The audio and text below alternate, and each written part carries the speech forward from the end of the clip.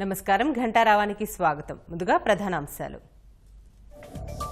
రాష్ట్రంలో అలజడి అశాంతే జగన్ లక్ష్యం. కేసీఆర్ తో కలిసి కుట్రలు చేస్తున్నారన్న అమాత్యులు.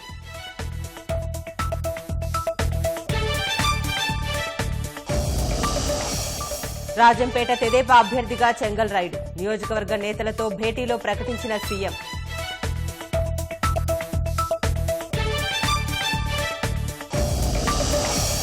విభజన హామీలను 90% అమలు చేశాం. అత్యధిక లబ్ధి ఏపీకే చేకూర్చామన్న అమిత్ షా.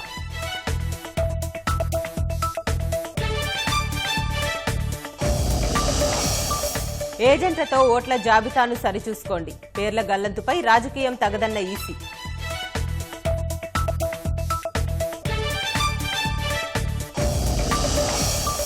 పుల్వామా ఉగ్రదాడిని ఖండించిన ఐరాస. దోషులను త్వరగా శిక్షించాలన్న గుటెరస్.